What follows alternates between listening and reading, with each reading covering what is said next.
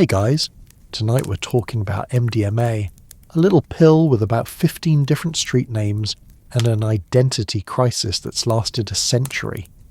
Some people call it ecstasy, others call it Molly, and therapists in the 1970s called it Adam.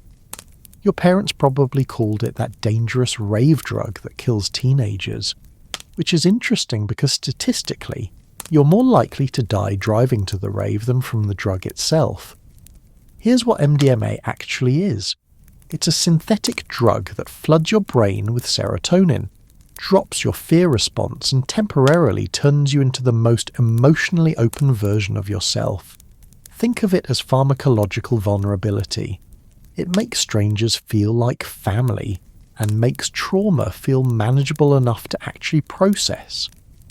Which means it's either incredible medicine or a dangerous party drug, depending entirely on whether you're taking it in a therapist's office or a warehouse at 3 a.m. The molecule doesn't care about context. It does the exact same thing either way. We're the ones who spent 100 years arguing about whether that's healing or hedonism. But before we get comfortable, take a moment to like the video and subscribe if you enjoy these slow, absurd tales. Drop a comment telling me where in the world you're lying right now, perhaps tucked under a blanket halfway between curiosity and sleep. Now dim the lights, take a deep breath, and let's ease into tonight's journey together. Because this story starts with a German chemist trying to stop bleeding in 1912, nobody caring about his accidental discovery for 60 years, a California scientist finally trying it and realizing it was therapeutic gold, and then the whole thing exploding into a global youth culture movement that governments still haven't figured out how to handle. Shulgin was a peculiar guy. He worked for a chemical company during the day and spent his weekend synthesizing psychoactive compounds in his backyard lab like a suburban wizard. He was obsessed with how molecules change consciousness. He heard about this forgotten 1912 compound through the chemistry underground, made a batch, took it himself, because Shulgin believed the only honest way to study drugs was to take them personally and write very detailed notes about what happened. What happened was nothing like LSD or any psychedelic he'd tried. MDMA didn't make him hallucinate. It made him feel safe, emotionally open, like all the walls people build around painful feelings just lowered. Not gone, just manageable. He called it penicillin for the soul, which sounds dramatic, but therapists who later used it understood exactly what he meant. It didn't cure trauma, it just made trauma accessible enough to actually work with. Shulgin shared this with therapists, not to start a movement, just because he thought it could help people who were stuck in therapy, unable to access difficult memories. And it did help, spectacularly. Therapists started using MDMA in sessions. Patients with PTSD who'd been stuck for years had breakthroughs in single sessions. The drug didn't do magic, it just created a window where healing could actually happen. For a few years in the late 70s and early 80s, there was this quiet underground network of therapists using MDMA carefully, ethically, treating real trauma with remarkable results. This should have stayed a medical story. Clinical trials, research, psychiatric journals. Instead, someone figured out you could sell it at nightclubs. Early 1980s. Various enterprising people in different countries realized MDMA wasn't illegal yet. It wasn't scheduled. You could technically manufacture and sell it without breaking laws. So they did. In the US, people sold it openly in nightclubs. In the UK, it started appearing at clubs and parties. They called it Ecstasy, much better branding than the chemical name, and sold it as pharmaceutical-grade happiness in a pill. For a brief, surreal moment, you could buy MDMA legally. Some dealers had business cards. The marketing was brilliant. This wasn't a street drug. This was a clean, safe experience. And people loved it. Here's what MDMA actually feels like, because this is what made it explode globally. Imagine every defensive wall you've built around your emotions just relaxing. Not disappearing, you're still you, but the fear of vulnerability drops away. Strangers feel like old friends. Music hits different. Every beat lands physically, emotionally. You want to dance for hours and tell people you love them and actually mean it. It's not hallucination. It's connection, intensity, presence. Everything feels exactly right. Therapists were using this effect to heal trauma. Ravers were using it to dance until sunrise. Same molecule, same effect, different context. The real explosion happened in the UK. 1988. Britain's economy is struggling. Thatcher's in power, and young people are looking for escape. MDMA hits British club culture like lightning. They call it the second summer of love, a reference to 1967's hippie movement, but this time with better sound systems and house music instead of guitars. Warehouse parties start popping up everywhere. Someone rents an abandoned building, sets up massive speakers, spreads the word through flyers and phone trees. No licenses, no official venues. Just hundreds of people in empty industrial spaces, dancing to electronic music, taking MDMA, and insisting they've discovered the meaning of existence. The music and the drug evolve together. DJs figured out that certain sounds work perfectly with MDMA. Repetitive, building tracks that created waves of euphoria when the beat dropped. Acid house, techno, trance. All of it shaped by what felt incredible on MDMA. This wasn't just partying. People genuinely believed they were creating something new. A culture where strangers became family, where class barriers dissolved, where joy wasn't something you bought, it was something you shared. They had a philosophy. Plur. Peace, love, unity, respect. Sounds cheesy now, but at the time it felt revolutionary. The idea was that raves were safe spaces where everyone was welcome, no matter who you were. The drug helped. MDMA made people empathetic and protective of each other, instead of aggressive like alcohol did. Ravers would share water, look out for friends who took too much, offer genuine care. The usual violence of late-night drinking culture mostly disappeared. The British tabloids lost their minds. "Acid house horror!" screamed the headlines. The government panicked. In 1990, they passed laws specifically targeting raves. Police could shut down unlicensed parties and fine organisers thousands of pounds. Did this stop raves? Absolutely not. Organisers just got more creative. Secret locations revealed hours before the event. Parties in fields, forests, abandoned train stations. It became a game. Police trying to shut them down, ravers staying one step ahead. From the UK, a rave culture spread everywhere. Europe got massive festivals. Germany had Love Parade. Millions of people dancing through Berlin streets. The Netherlands became the world's MDMA manufacturing centre. The Dutch are very efficient about everything, including drug production. The US developed its own scene. Massive warehouse parties in New York, Los Angeles, San Francisco. Different from the UK vibe, but same basic idea. Electronic music, MDMA, all-night dancing, temporary utopian communities. Australia, Japan, Thailand, India, everywhere developed local rave scenes, each adapting the culture to local contexts but keeping MDMA as the emotional centerpiece. The drug trade went global too.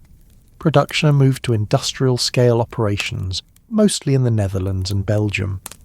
Pills started showing up with logos, Mitsubishis, Rolexes, Supermans, actual branding for illegal products. By the mid-1990s, an estimated 2-3 million MDMA pills were being consumed every weekend in the UK alone. Globally, hundreds of millions. It had become one of the most popular recreational drugs on Earth. Governments everywhere responded the same way: panic and prohibition. The US DEA banned MDMA in 1985, making it Schedule E, same category as heroin, defined as having no medical use despite clear evidence from therapists that it worked for PTSD. The UK banned it. Most of Europe banned it. Australia, Asia, everywhere followed. And here's where it gets predictable. Prohibition made everything worse. When MDMA was legal or quasi-legal in the early 80s, it was relatively safe. Pharmaceutical-grade quality, consistent dosing, minimal deaths. Once it was banned, quality control disappeared. The market flooded with pills of wildly variable quality. Some were pure MDMA. Some were cut with caffeine, methamphetamine, or random powders. People had no way to test what they were actually taking. Death started making headlines. Mostly dehydration at packed raves where venues didn't provide water. Overheating because MDMA raises body temperature, and people were dancing in warehouses with no ventilation. Bad reactions to adulterants. The media called it killer ecstasy. Politicians used it to justify harsher drug laws. Nobody mentioned that prohibition had created the conditions for these deaths. That legal, regulated MDMA with harm reduction resources would have prevented most tragedies. Meanwhile, therapists who'd been treating PTSD successfully with MDMA had to stop completely or risk prison. Research became nearly impossible. Patients who could have been helped were left with conventional treatments that didn't work as well. The timing was cruel. Just as the therapeutic potential was becoming clear, governments made it illegal to study. So by the mid-1990s you had this absurd situation. MDMA was Schedule IIIe in most countries, officially defined as having no medical use and high danger. But millions of people were taking it every weekend at raves, clubs and festivals with relatively low rates of serious harm compared to legal drugs like alcohol. Therapists knew it worked for PTSD but couldn't legally practice. Governments spent billions trying to eliminate it from youth culture and completely failed. The more they cracked down, the more popular it became. Police would raid warehouses mid-party, arrest people for possession of water bottles because staying hydrated on MDMA was considered evidence of drug use. They'd confiscate glow sticks as drug paraphernalia. One raid in New Orleans arrested organisers for simulating a drug experience because the light show was too intense. The legal logic was baffling. Dancing wasn't illegal. Music wasn't illegal. But dancing to music while possibly on drugs, somehow that was a threat to public safety. Rave culture responded by going more underground, more illegal, more creative about avoiding police. And the culture got stronger because prohibition gave it us versus them identity. Here's what governments missed. MDMA wasn't creating a drug problem. It was revealing a cultural need. People wanted connection in a world that felt increasingly isolating. They wanted joy without having to buy it. They wanted communities that accepted them. They wanted experiences that felt meaningful. Rave culture provided all of that. The drug helped, but the culture built around it was what mattered. Taking away MDMA wouldn't eliminate the need for what rave culture offered, and the therapeutic use and recreational use weren't as different as people thought. Both were about the same thing, breaking down emotional barriers, creating temporary states of openness and connection. Therapists just had better integration practices and didn't do it in warehouses at 3 a.m. MDMA just does what it does. Temporarily lowers fear, increases empathy, makes emotional connection feel effortless. We're the ones who kept changing the story. Medicine, then party drug, then criminal contraband, then cultural phenomenon, then moral panic catalyst. By the time the 1990s ended, MDMA had gone from forgotten pharmaceutical accident to global phenomenon. Millions of people had taken it. Entire music genres had been shaped by it. Youth culture had been transformed by it.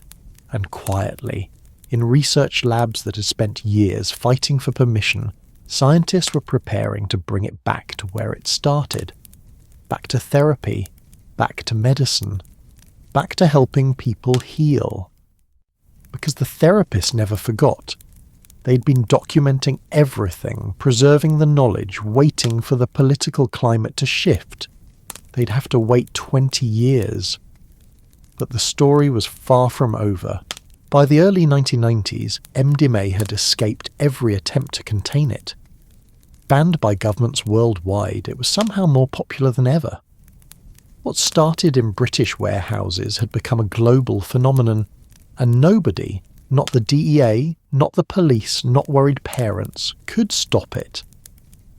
Because here's the thing about telling millions of young people they can't have something that makes them feel connected and joyful.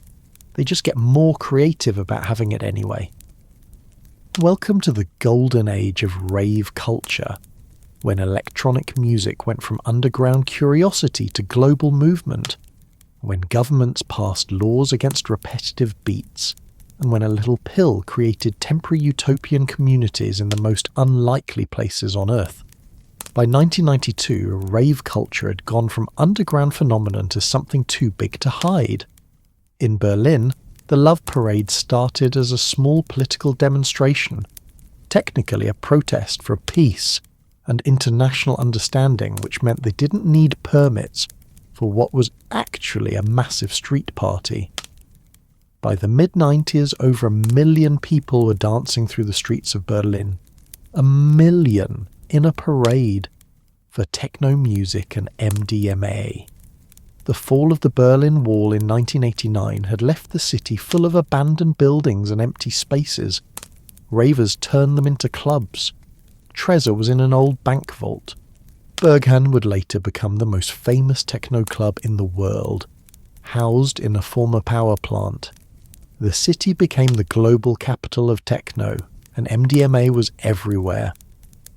In the UK, raves had evolved from illegal warehouse parties into massive outdoor festivals. Glastonbury, originally a hippie folk festival, added dance tents because they couldn't ignore what young people actually wanted. Thousands would show up to fields in the middle of nowhere. Sound systems the size of buildings, music that went all night. Ibiza became the summer pilgrimage destination. The island off the coast of Spain had clubs that held thousands. DJs became celebrities. People would fly in from across Europe just for the weekend, take MDMA on the beach at sunset, dance until 6 a.m, sleep on the beach, and do it again the next night. Japan had its own rave scene, more organised, more fashion-focused, but same basic energy. Australia had warehouse parties in Melbourne and Sydney. The US had massive desert raves in California and underground parties in abandoned subway stations in New York. Every scene had its own flavour, its own music subgenre, its own aesthetic. But they all had MDMA. If you didn't experience 90s rave culture, it's hard to explain how weird and wonderful it was. The fashion alone was absurd. Baggy pants, enormously, comically baggy, because they were easier to dance in and also kind of made you look like a cartoon character, which somehow felt right. Bright colours, neon everything. People wore fuzzy boots, giant plastic jewellery, and sometimes just straight up children's backpacks shaped like animals. Pacifiers became a thing, because MDMA makes you clench your jaw, and having something to chew on helped. This led to the surreal image of thousands of adults at parties, dancing to aggressive techno, sucking on baby pacifiers like it was completely normal. Glow sticks everywhere. People would dance with them, make patterns in the air, give them to strangers. Light shows.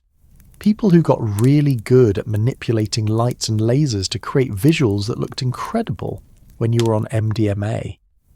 Vicks Vapo Rub, the menthol chest rub your grandmother used for colds, became a rave essential because when you're on MDMA, having someone blow menthol vapour near your face feels absolutely incredible.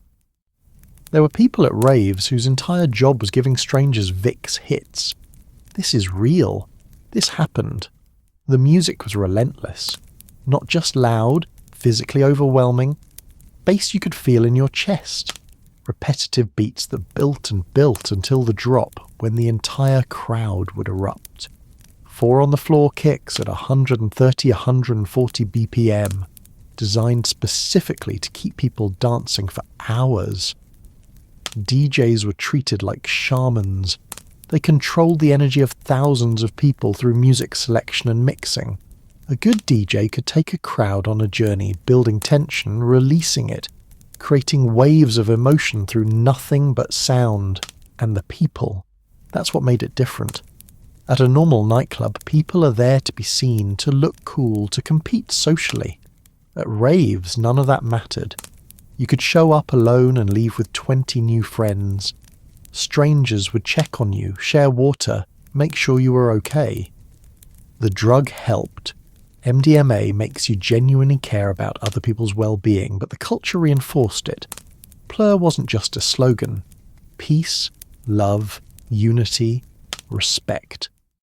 People actually tried to live it, at least while they were at the party. Class barriers dissolved.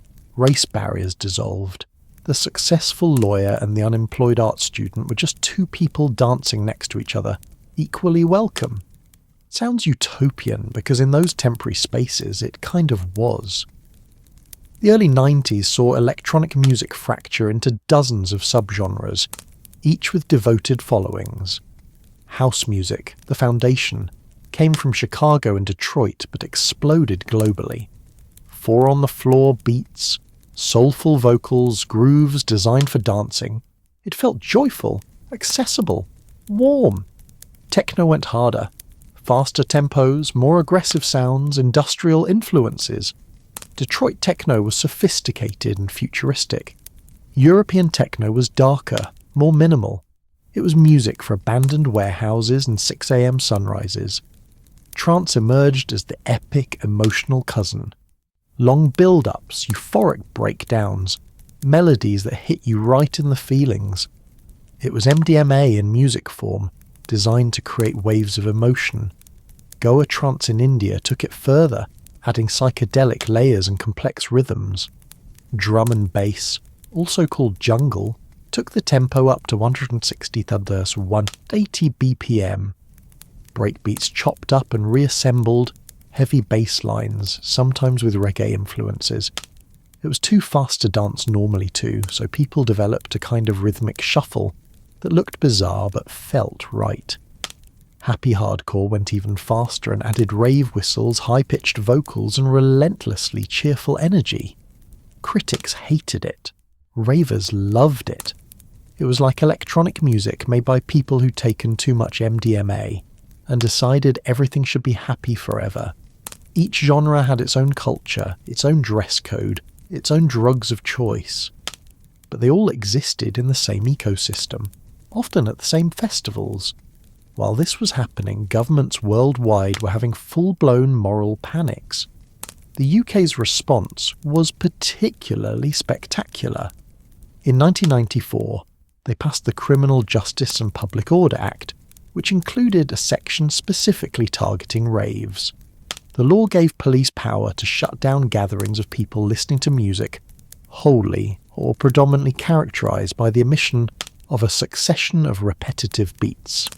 They made repetitive beats illegal, legally defined music by its beat structure and banned it. This is like banning paintings with too much blue or novels with too many commas. It was absurd on its face, but it was also a direct attack on an entire youth culture that the government found threatening. The law also banned the traditional traveller lifestyle, people living in vehicles moving between festivals. Basically, they criminalised being young, liking electronic music and not having a mortgage. The rave scene responded with the largest protests in UK history. Rallies in London, DJs playing on sound systems mounted on trucks, blasting repetitive beats at Parliament. The message was clear: you can't ban a culture. In the US, the government took a different approach. The Rave Act of 2003 made venue owners legally liable if people use drugs at their events. This sounds reasonable until you realise the law was so broadly written that providing harm reduction resources became evidence of guilt. Offering free water, proof you knew people would be on drugs, providing a cool-down room so people didn't overheat, evidence you were facilitating drug use, having medical staff on site, admission that you expected drug-related problems. The law essentially punished harm reduction, which is like arresting lifeguards for acknowledging that people might drown. Event organisers responded by making venues more dangerous. No free water, no cool rooms, no medical staff unless absolutely required by law. People died because of this. Police raids became theatre. Cops would storm into warehouses mid-party, helicopters overhead, lights flashing, ordering everyone to the ground. They'd arrest people for possession of water bottles, confiscate glow sticks as drug paraphernalia. One raid literally arrested someone for possession of Vicks VapoRub. The legal logic was, if this object could theoretically enhance a drug experience, it was paraphernalia. By that logic, music itself was paraphernalia. The whole thing was ridiculous. Prohibition turned rave organising into guerrilla warfare. Early 90s UK, organisers would rent a warehouse, set up a massive sound system, but not announce the location until the night of the event. They'd set up phone trees. You'd call a number, get another number to call, eventually get map coordinates. Thousands of people would converge on fields in the middle of nowhere, following directions passed through networks of friends. By the time police figured out where the party was, there were already 5,000 people dancing. Too many to arrest everyone. Too much equipment to easily shut down. The police would try to intercept sound systems being transported. Organisers responded by using decoy trucks, multiple convoys leaving from different locations, some carrying sound equipment, others empty. Police couldn't stop them all. Some organisers got incredibly sophisticated. Secret locations with multiple backup sites, lookouts with radios watching for police, escape routes planned. One UK collective had a fully automated phone system that could handle 10,000 calls per hour, updating the location as it changed. It became a point of pride. How long could you keep a party going before police shut it down? 8 hours was good, 12 was excellent. Anything over 16 and you'd basically won. The absurdity peaked when police started using helicopter thermal cameras to find outdoor raves. They'd look for heat signatures of large crowds in unexpected locations. Organisers responded by holding raves in places already hot, near industrial facilities, in valleys that confused thermal readings. Millions of pounds spent on surveillance and enforcement, and it didn't work. It just made ravers more creative, more committed, more convinced they were part of something meaningful. But prohibition did make things worse in ways that mattered. When MDMA was relatively legal in the early 80s, pills were consistent. You knew what you were taking. Deaths were rare. By the mid-90s, the black market was flooding with pills of wildly variable quality. Some were pure MDMA. Some were MDMA cut with other things to increase profit margins.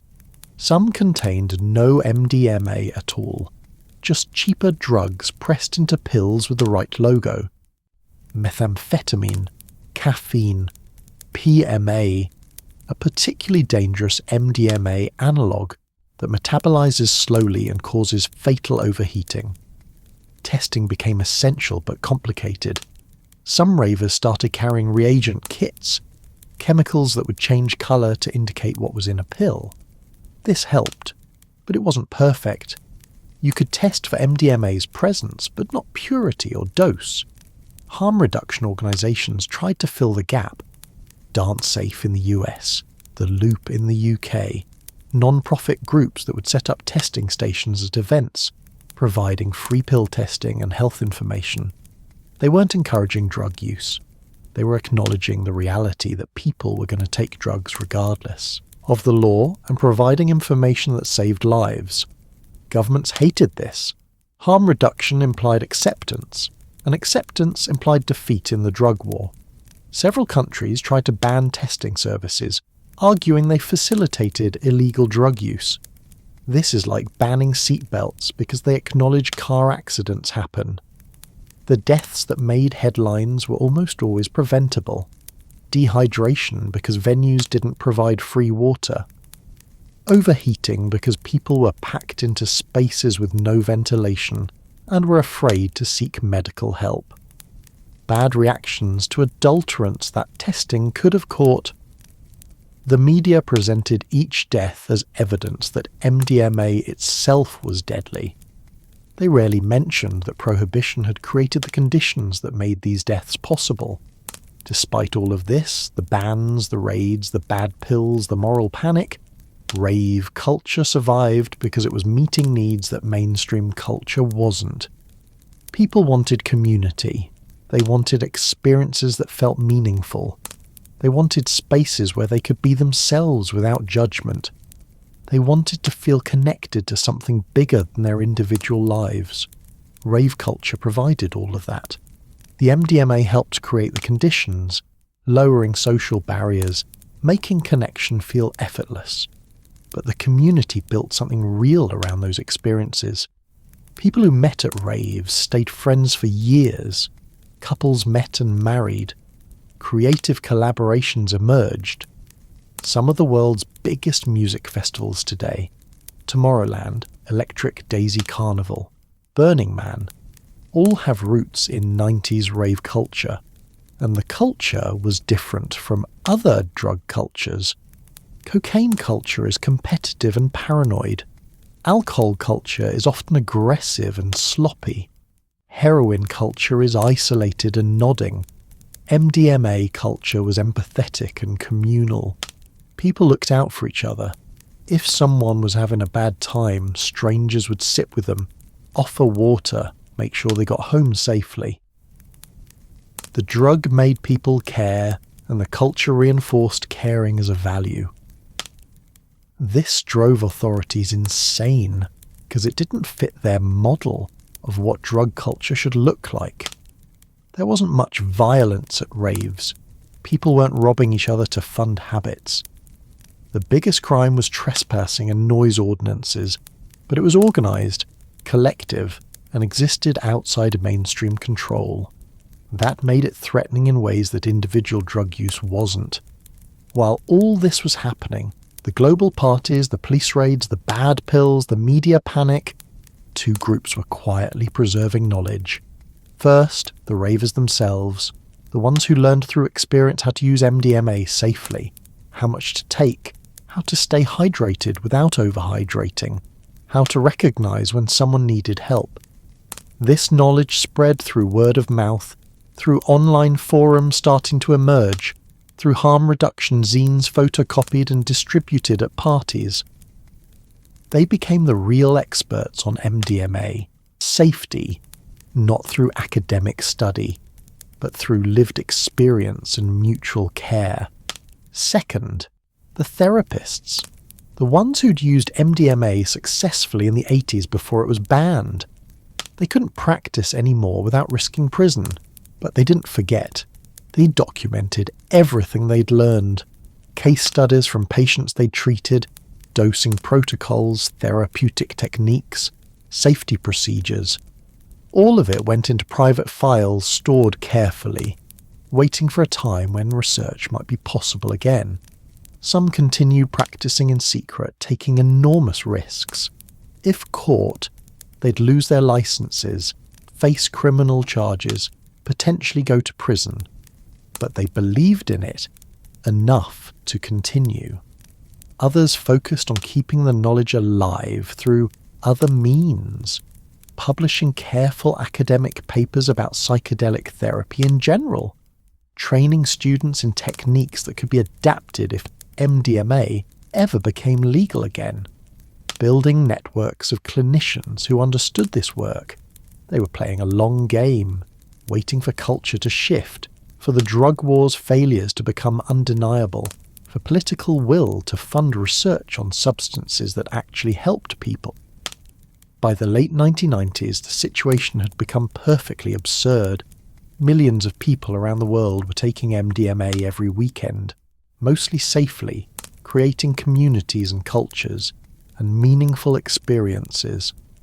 Governments were spending billions trying to eliminate it, and failing completely. Meanwhile, the drug that could potentially help thousands of people with PTSD, combat veterans, sexual assault survivors, people with severe trauma, remained Schedule or WIP, officially classified as having no medical value. Therapists who knew it worked couldn't legally practice. Researchers who wanted to study it faced years of bureaucratic obstacles. Patients who desperately needed it had no legal access.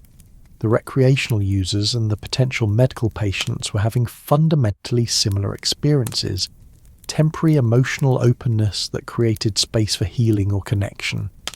The difference was context and intention, not the drug itself. But the law treated these as completely separate things. Recreation was criminal. Medicine was also criminal, but hypothetically could be uncriminalized if someone jumped through enough regulatory hoops. By 2000, rave culture had gone fully mainstream. Electronic music was on the radio. Former warehouse party kids were now adults with jobs and mortgages. Festivals that started illegally were now licensed events with corporate sponsors. And MDMA, still illegal almost everywhere, was more popular than ever. Governments worldwide had spent 15 years trying to stamp it out. They'd failed completely. But here's the thing nobody in power wanted to admit. While cops were raiding raves and politicians were giving speeches about dangerous party drugs, scientists around the world were quietly proving that MDMA actually worked as medicine. The evidence had been there since the 1980s. Therapists knew it helped people with trauma. Patients had experienced it firsthand, but prohibition had made research nearly impossible. Now, slowly, painfully, that was starting to change. Not because governments had sudden moral awakenings. Please, this is drug policy, nobody learns anything. But because researchers in multiple countries got stubborn enough to fight through decades of bureaucratic resistance. The therapeutic knowledge from the 1980s didn't disappear when MDMA was banned. It went underground. In America, therapists who'd used MDMA successfully kept their case studies and protocols hidden, waiting for better times.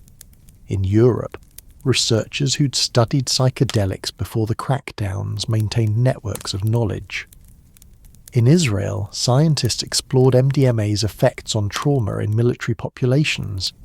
In Switzerland, doctors continued limited psychedelic therapy under special government exemptions.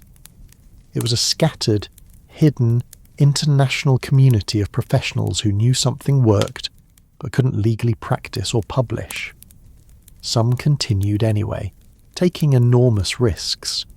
Underground therapists in multiple countries offered MDMA assisted sessions to patients who'd exhausted legal options. If caught, they'd lose their licenses and face prison, but they believed in it enough to continue. This created a strange situation. The most experienced MDMA therapists in the world were technically criminals. The knowledge existed, but officially it didn't.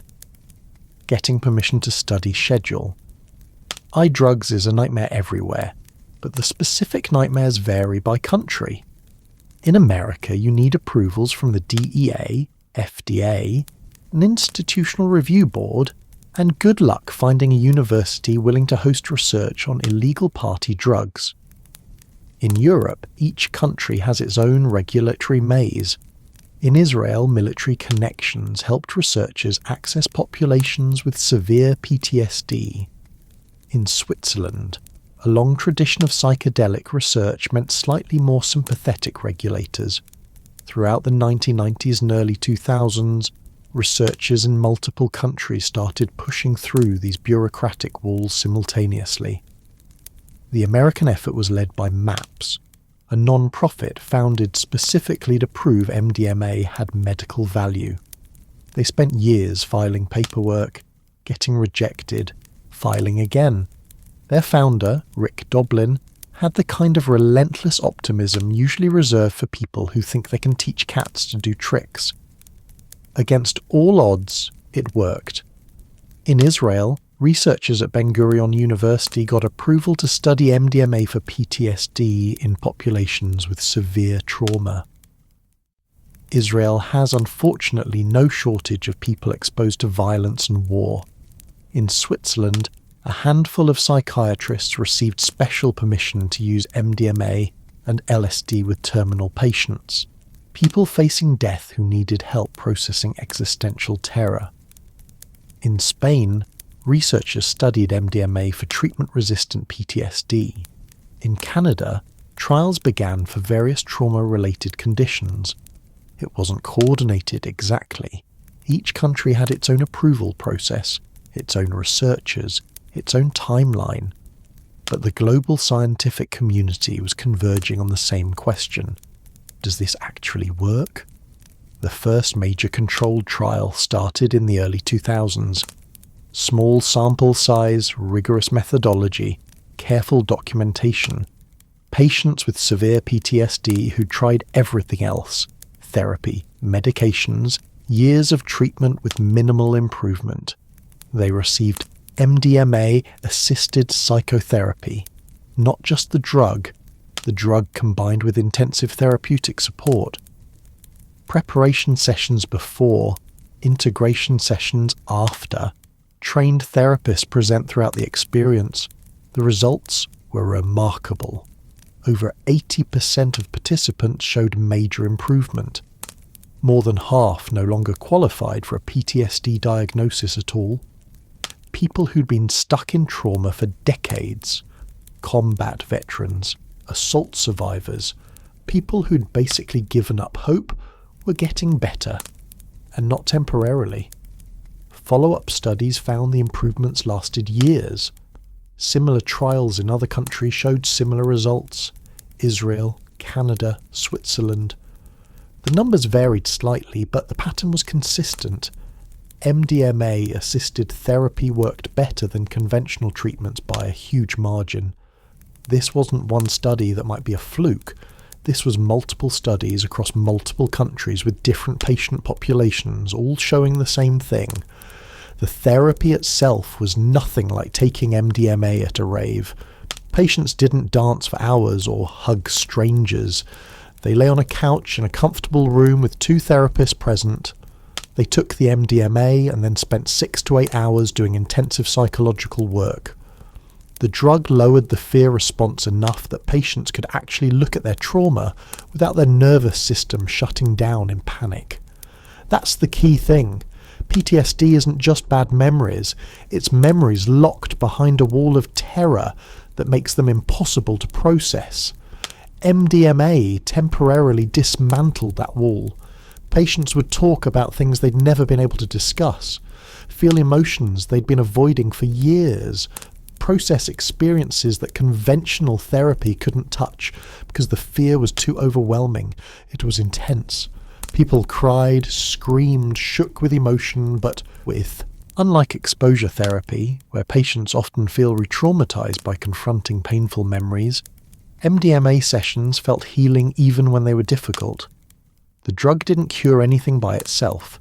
It created conditions where healing could happen. The therapy did the actual work, 3 sessions. That's typically what the protocol involved. 3 MDMA-assisted sessions over several months, with preparation and integration therapy in between. And that was often enough to resolve trauma that had persisted for decades. By 2015, the scientific case was overwhelming. Multiple randomized controlled trials, thousands of pages of data, brain imaging studies showing exactly how MDMA affected fear, processing, and emotional regulation. Long-term follow-ups proving the benefits lasted. The evidence wasn't just good, it was better than most approved psychiatric medications. Antidepressants for PTSD have modest effect sizes and work for maybe 30% of patients. MDMA-assisted therapy was showing 60-70% remission rates, and yet MDMA remained Schedule Y in most countries, officially classified as having no medical value. The contradiction was becoming impossible to ignore. Here was a substance that performed better than approved medications in clinical trials, but possessing it was a serious crime because it officially had no medical use. Different countries started responding differently to this absurdity. Switzerland had always been slightly more open to psychedelic research. They'd maintained limited medical use of LSD and MDMA through special permissions even during the harshest prohibition years. As evidence mounted, Swiss regulators expanded access for compassionate use cases. Patients who'd tried everything else and needed options. Israel moved relatively quickly to approve trials and showed interest in military applications for treating combat trauma. When your country has mandatory military service and regular exposure to conflict, effective PTSD treatment isn't an abstract policy question. Canada approved clinical trials and developed pathways for expanded access before full approval. Canadian researchers contributed significantly to the global evidence base. Australia, in a move that shocked almost everyone, became the first country to fully reschedule MDMA and psilocybin for medical use in 2023. Authorised psychiatrists could prescribe them for treatment-resistant depression and PTSD. A country known for extremely strict drug laws looked at the evidence and decided prohibition didn't make sense anymore. The European Union moved slower, with each member state handling things differently. The UK approved trials but remained cautious about broader access. Germany showed increasing interest. The Netherlands, already more relaxed about drug policy, expanded research programs. America, despite being where much of the research was conducted, lagged behind. The FDA acknowledged MDMA as a breakthrough therapy in 2017, in official designation meaning it showed substantial improvement over existing treatments. But actual approval took years longer, tangled in bureaucratic process and political sensitivity. The FDA's breakthrough designation in 2017 was a watershed moment, but also a perfect illustration of how absurd drug policy had become. Breakthrough therapy means the FDA formally recognizes a drug shows substantial improvement over existing treatments for serious conditions. It fast-tracks development and approval. So now MDMA was officially, according to the American government, Schedule Y. No accepted medical use, high abuse potential, breakthrough therapy, substantial improvement over existing treatments. Both classifications existed simultaneously. The same government was saying this has no medical value, and this is a medical breakthrough about the same molecule. Nobody seemed particularly troubled by this contradiction, except the people still getting arrested for possession. Similar contradictions emerged in other countries as research progressed. Drugs would be approved for trials, show clear medical value, but remain criminally prohibited. The legal frameworks created during drug war hysteria couldn't accommodate the scientific evidence emerging decades later. One thing that shifted political will globally was who started advocating for MDMA therapy. It wasn't hippies or ravers or counterculture figures.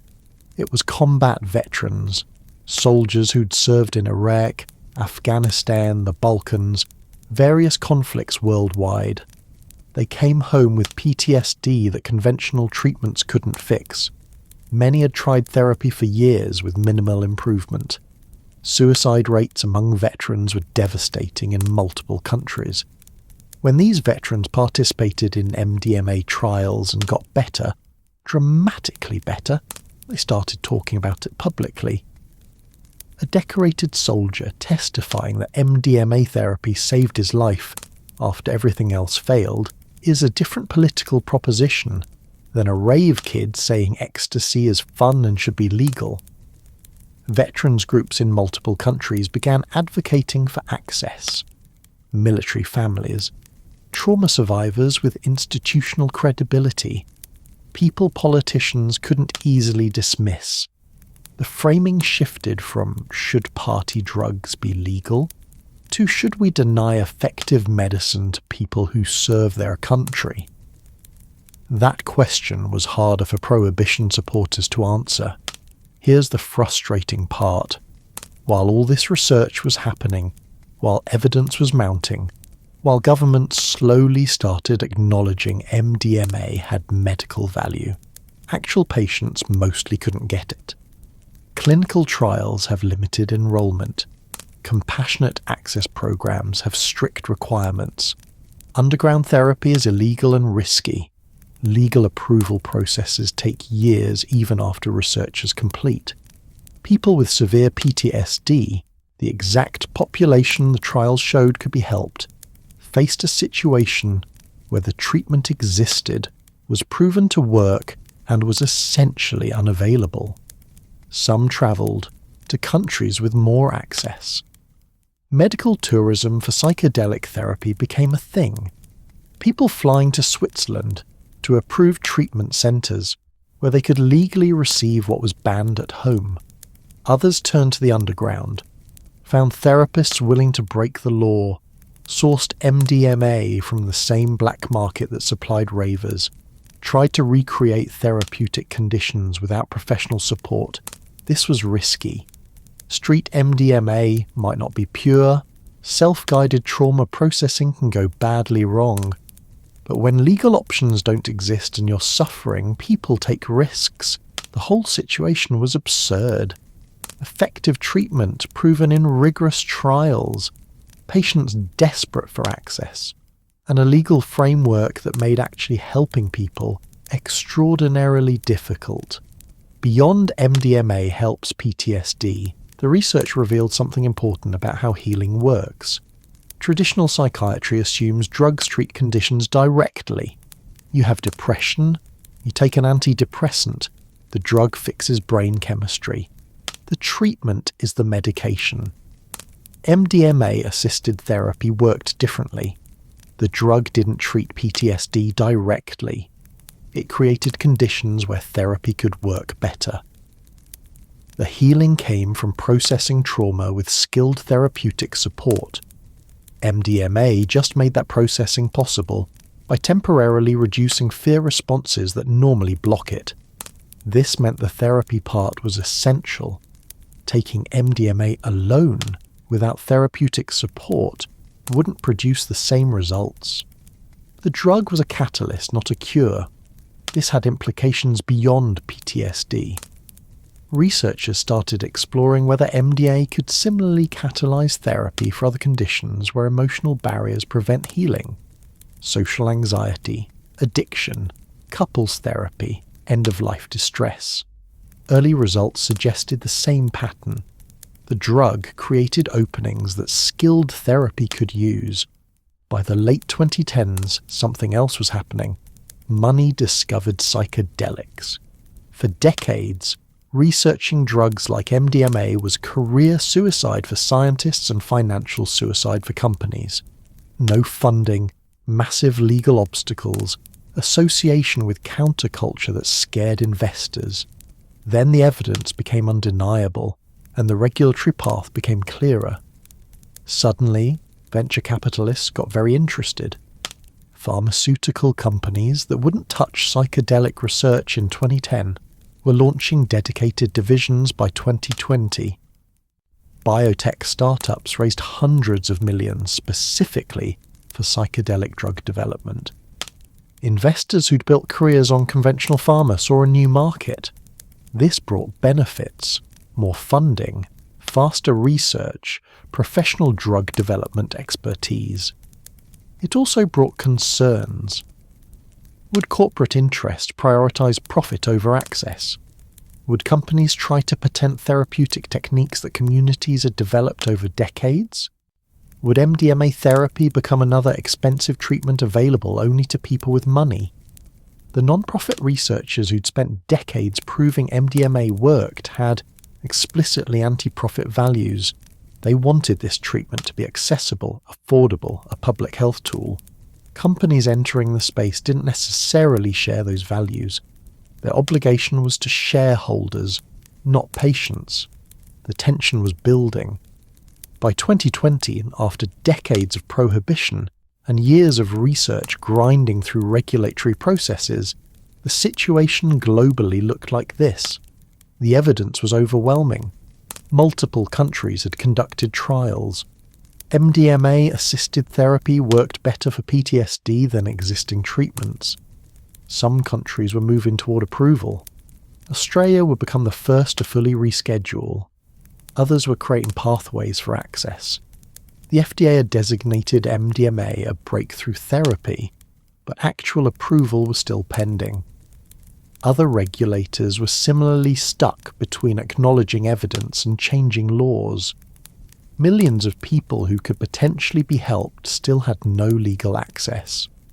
Underground therapy continued. Medical tourism increased. People suffered from treatable conditions because bureaucratic processes couldn't keep pace with scientific evidence. Corporate money was flooding in, raising questions about who would control access and who would profit from healing. And MDMA remained, in most places, Schedule Y or equivalent, officially a dangerous drug with no medical value.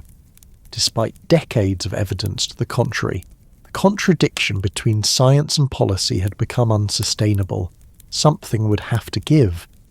The question wasn't whether MDMA would eventually become legal medicine. The research had settled that. The question was how long it would take, who would control it, and how many people would suffer unnecessarily while systems slowly adapted to evidence they should have accepted years earlier. So after all that, a century of accidental discovery, forgetting, rediscovery, banning, raving, researching, and proving, where did we actually end up? Somewhere confusing, somewhere contradictory. Somewhere that makes perfect sense if you understand how drug policy works, which is to say, it doesn't make sense at all, but it's consistent in its senselessness. By the 2020s, MDMA existed in a state of quantum legal superposition.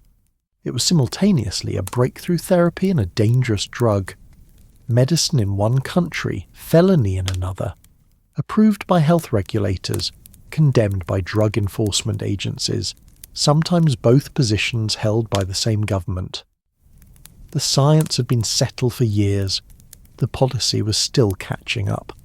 And in that gap between what we knew and what we'd admit, millions of people continued living with the consequences of our confusion.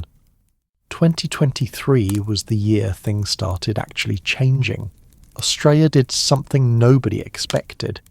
They became the first country in the world to formally approve MDMA and psilocybin for medical use. Not just in clinical trials, actual prescriptions. Authorised psychiatrists could now legally provide MDMA-assisted therapy for PTSD. This was Australia, the country with some of the strictest drug enforcement in the developed world, the place famous for confiscating snacks at customs because they might contain prohibited seeds. They looked at the evidence and decided prohibition didn't make sense anymore. The Therapeutic Goods Administration, Australia's version of the FDA, reclassified MDMA and psilocybin from prohibited substances to controlled medicines. Psychiatrists could apply for authorization to prescribe them. Patients with treatment-resistant conditions could access them legally. It was historic. It was also, in practice, extremely limited. The authorization process was rigorous. Only psychiatrists could prescribe, and they needed special approval. The number who actually got authorized in the first year, a handful, in a country of 26 million people. The cost was staggering. Treatment ran somewhere between $15,000 and $30,000 Australian dollars, out of pocket since insurance didn't cover it. That's not accessible healthcare. That's luxury medicine. But the principle had been established. A major developed nation had officially acknowledged MDMA is medicine. The dam had broken. Meanwhile, in the United States, things were messier. The FDA had designated MDMA a breakthrough therapy back in 2017. That meant they officially recognised it showed substantial improvement over existing treatments. Fast-track status, priority review, and then things got complicated. MAPS completed their Phase 3 trials. The data was strong. 67% of participants no longer met PTSD criteria after treatment. They submitted their application for approval. The FDA convened advisory committees. Experts reviewed the evidence. What should have been straightforward became contentious. Questions arose about the therapy component of treatment. Concerns about study methodology. Debates about how to regulate something that wasn't just a drug but a drug plus therapy package. The FDA Advisory Committee that reviewed the application in 2024 voted against recommending approval, not because MDMA didn't work, but because of concerns about the studies themselves and how the therapy would be implemented. This was devastating for advocates who'd spent decades getting to this point. The science was solid. The patient need was overwhelming. But regulatory systems aren't designed to be fast or flexible, and fitting MDMA-assisted therapy into existing frameworks proved harder than anyone hoped. The situation kept evolving. By the time you're watching this, things may have changed again. But the pattern was clear. Even with breakthrough designation, even with strong evidence, actual approval remained tangled in bureaucratic complexity. Across the world, different countries were reaching different conclusions at different speeds. Canada had approved clinical trials and created a special access program, a pathway for doctors to request unapproved drugs for patients who'd exhausted other options, not full legalization, but a door cracked open. Switzerland maintained its tradition of quiet pragmatism about psychedelics. They'd allowed limited therapeutic use for decades through special permissions, even during the harshest prohibition years. As evidence mounted globally, Swiss regulators expanded access for compassionate use. Israel had been a significant contributor to the research, particularly around combat trauma. They approved trials and showed interest in military applications, unsurprising for a country with mandatory service and regular exposure to conflict. The UK approved research but moved cautiously on broader access. The country that birthed rave culture in 1988 hadn't yet legalised the drug that fueled it. The European Union remained a patchwork. Each member state handled scheduling differently. Germany showed increasing interest. The Netherlands continued research. Eastern European countries generally stayed stricter. And in most of the world, Asia, Africa, Latin America, much of Eastern Europe, MDMA remained firmly prohibited, with limited research and no pathway to medical access. The result was a global maze. Where you happened to live determined whether the same molecule was medicine or crime. Geography as destiny. Here's something important that got lost in the headlines about approvals. Legal didn't mean accessible. Even in Australia, where MDMA was formally approved, actually getting treatment was extraordinarily difficult. The number of authorised psychiatrists was tiny. Waiting lists were long. Geographic distribution was uneven. If you didn't live in a major city, your options were even more limited. The treatment model itself was intensive. MDMA-assisted therapy isn't like picking up a prescription at the pharmacy. It requires extensive screening, multiple preparatory sessions, all-day dosing sessions with 2 therapists present, overnight observation, integration therapy afterward. That level of care costs money, lots of it. In Australia's early implementation, we're talking the equivalent of $15,000 USD.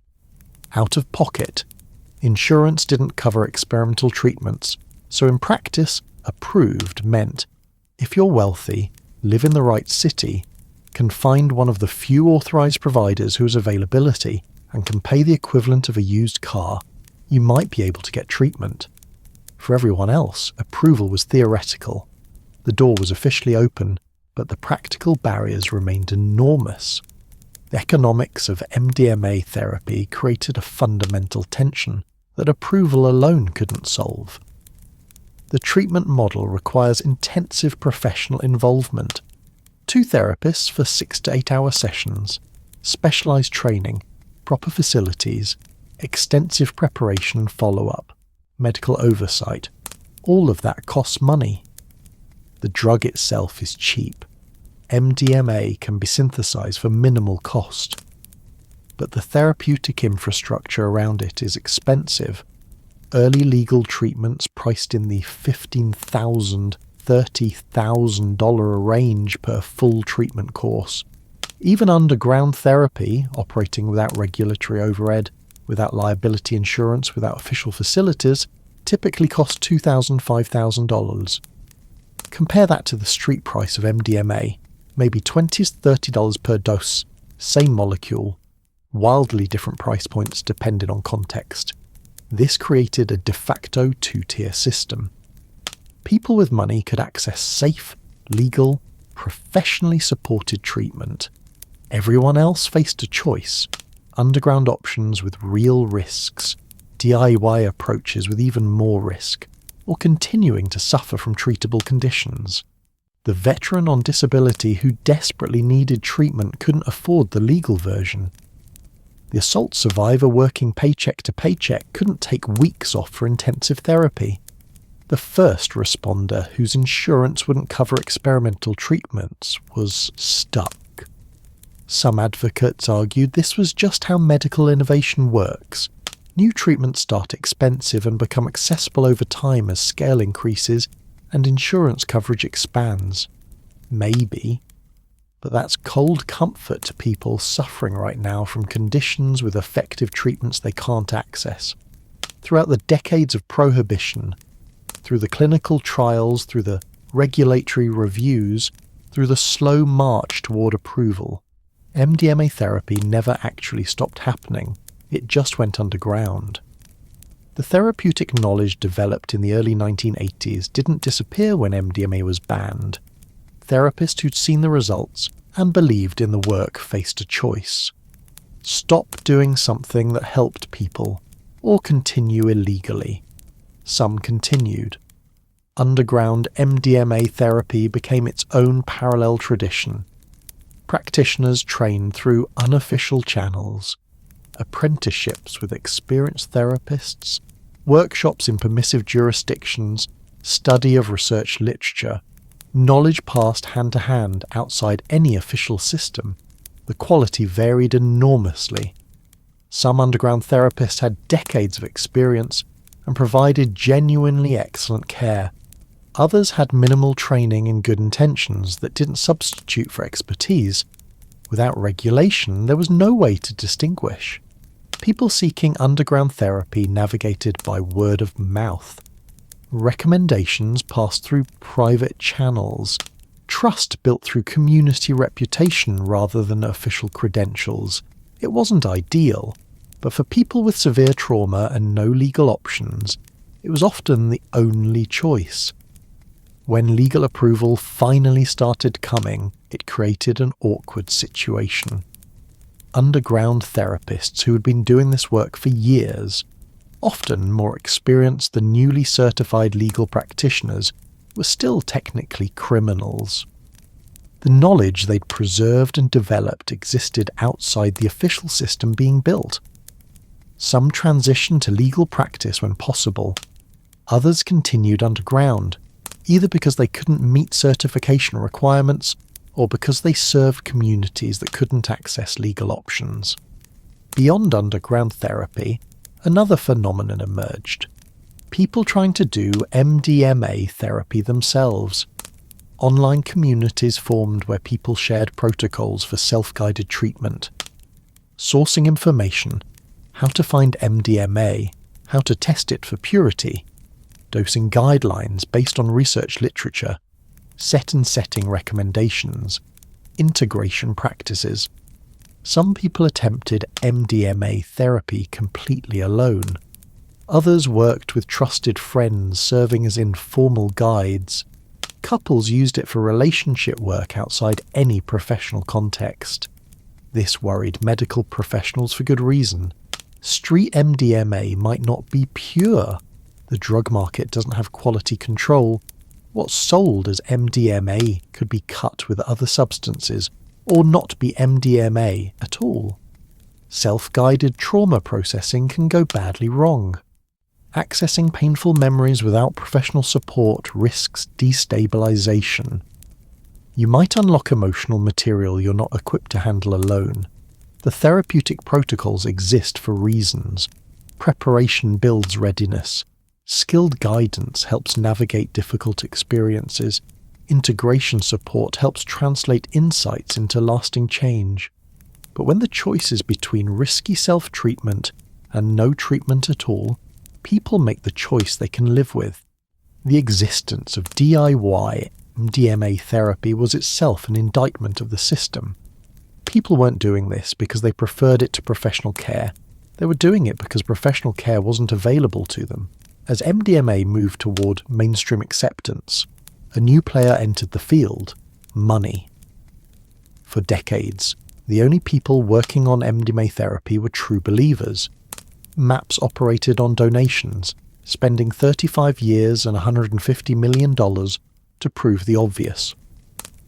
Academic researchers scraped together grants. Underground therapists risked their freedom. Nobody was getting rich. Once the path to approval became clear, that changed fast. Pharmaceutical companies that wouldn't have touched psychedelics in 2015 were launching dedicated divisions by 2020. Biotech startups raised hundreds of millions specifically for psychedelic drug development. Venture capital flooded in, looking for the next big market. This brought benefits. More funding meant more research. Professional drug development expertise accelerated timelines, capacity to train therapists and build infrastructure at scale. But it also brought the logic of capitalism to a field that had explicitly rejected profit motives. Some companies tried to patent therapeutic techniques, the specific methods for guiding MDMA sessions developed by practitioners over decades. Knowledge created collectively by a community, often by people working illegally at personal risk, was being enclosed as corporate intellectual property. Pricing strategies in pharmaceutical markets are notoriously aggressive. Companies charge what the market will bear, not what's fair or what maximizes access. Would MDMA therapy be priced for maximum revenue extraction? Marketing would inevitably follow. Once psychedelics became legal medicine, pharmaceutical marketing departments would do what they do: create demand, push products, minimize risks in messaging. The careful, intentional approach that made MDMA therapy work could get corrupted by commercialization. The non-profit ethos that had driven the field, healing as public good, accessibility as core value, wasn't shared by entities with obligations to shareholders. The tension between healing and profit was playing out in real time, and how it resolved would shape whether MDMA therapy became broadly accessible or just another expensive treatment for the privileged. By the mid-2020s, the fundamental contradiction had become structural. MDMA was breakthrough therapy according to health regulators. It was dangerous contraband according to drug enforcement. Both positions coexisted within the same governments. Researchers had legal licenses to possess and administer MDMA. Step outside the approved context. Same people, same molecule, felony. Veterans could receive MDMA therapy in clinical trials, experience life-changing healing. Try to access the same treatment outside the trial. Criminal. The FDA called it a breakthrough. The DEA kept it Schedule I. Same government, opposite classifications. This wasn't a bug or a temporary inconsistency. It was the system working exactly as designed. Different agencies with different mandates reaching different conclusions, with no mechanism to reconcile the contradiction. Schedule EI classification meant MDMA officially had no accepted medical use and high abuse potential. Breakthrough therapy designation meant it showed substantial improvement over existing treatments. Both couldn't be true. Both remained official policy. The people living with this contradiction, patients, therapists, researchers, had to navigate a landscape where the same action was simultaneously approved and prohibited, depending on which authority you asked. Here's something funny about this whole saga. While scientists spent decades proving MDMA had therapeutic value, millions of recreational users already knew. Not consciously, maybe. Ravers weren't thinking about trauma processing when they took ecstasy at parties. They were thinking about dancing, connection, the music, the feeling. But the experience they were having, the emotional openness, the reduced fear, the sense of connection, was neurologically identical to what happened in therapy.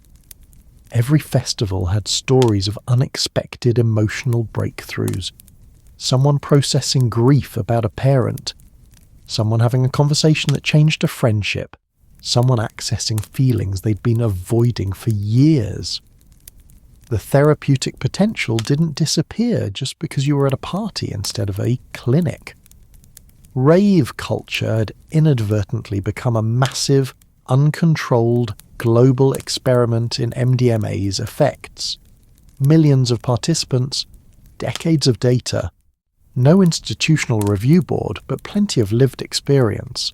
When researchers finally proved what they proved, ravers could have said, "We knew. We've been telling you." The drug does exactly what we said it does. The difference between therapy and recreation was never about the molecule. It was about intention, support, and context. The neurochemistry worked the same either way, which raised uncomfortable questions for the legal frameworks being built around medical MDMA. If the therapeutic effect is the same whether you're in a clinic or at a festival, what exactly are we regulating? The drug, the setting, the presence of a professional? These questions didn't have good answers. Our legal categories weren't built for substances that work the same regardless of context. If MDMA could think, which it can't because it's a molecule, it would probably find this whole century pretty baffling. It was created by accident in 1912, doing nothing anyone cared about. Got shelved for 64 years. Someone finally tried it in 1976 and realized it was therapeutic gold. For a few years it was legal medicine. Then it was banned as dangerous contraband. Then millions of people took it anyway at parties. Then scientists spent decades proving it worked as medicine. Then it got approved again. Same compound throughout, same effects, same mechanism of action. We're the ones who kept changing the story. Medicine, then party drug, then criminal substance, then breakthrough therapy. The molecule just sat there doing its thing, flooding brains with serotonin, reducing fear responses, enabling emotional connection. The contradictions, the categories, the legal status, the moral judgments, those were human additions. The chemistry remained constant. There's something almost zen about it. The drug doesn't care about our classifications, doesn't know if it's being used for therapy or recreation, doesn't distinguish between a veteran processing trauma and a raver dancing at sunrise. It just does what it does. We're the ones who can't figure out what to think about that. Pull back far enough, and MDMA's story reveals something uncomfortable about how we handle consciousness-altering substances. We panic first. Something new emerges, associated with cultures or populations we find threatening. We ban it completely, regardless of evidence about actual harms or benefits. Then we spend decades enforcing the ban while use continues anyway. Quality control disappears. Black markets flourish. People get hurt by prohibition's consequences, which we then blame on the substance itself. Eventually, evidence becomes undeniable.